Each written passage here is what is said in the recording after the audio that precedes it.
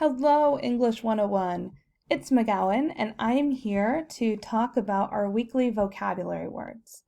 So about once a week, you are going to get 5 new vocabulary words that we're going to learn and talk about. These words come from a variety of different places. Some of them are SAT words, some of them are words that are used in society, in popular culture, and others just come from literature. So let's get started, shall we? Our first word this week is sycophant. Sycophant. Let's say it all together. Sycophant. Yeah, good job. All right, this is a noun.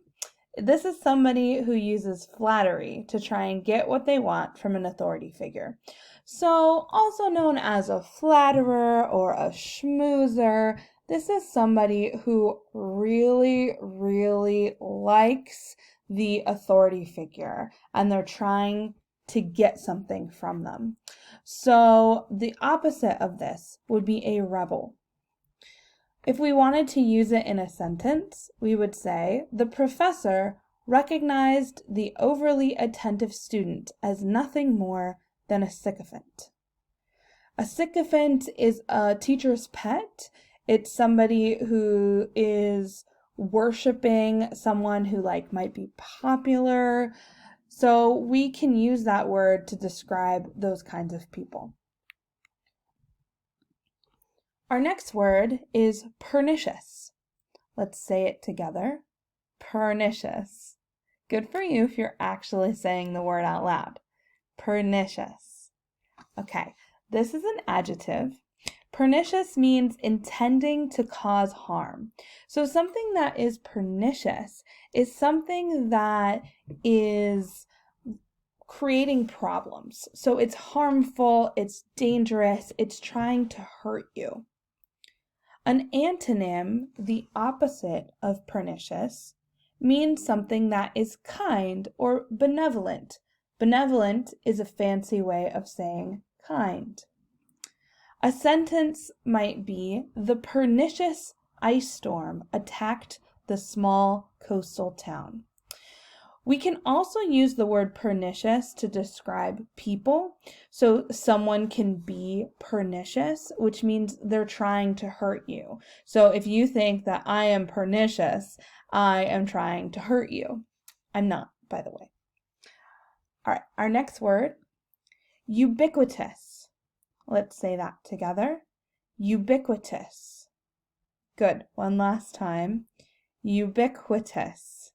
Good. This word has a lot of good sounds in it. We've got all those U's, ubiquitous. It's awesome. Ubiquitous is an adjective, and it means that it is appearing everywhere. When something is ubiquitous, that means everywhere that you look, you see whatever this thing is. Another word is the word omnipresent. That's a nice fancy word. Maybe you know it. Pervasive. Anything that you see or you look around and you're like, oh my gosh, I see this thing everywhere. It is ubiquitous. An antonym would be something that is scarce or something that is rare. We do not see it very often. A sentence might be, baseball caps are ubiquitous among our male student population. So we see that there are a lot of baseball caps at the school. Right now, masks are ubiquitous because a lot of people, everybody really, is wearing masks when they go outside. So you see them everywhere that you go. Awesome. Our next word is non sequitur. Let's say this together. Non sequitur.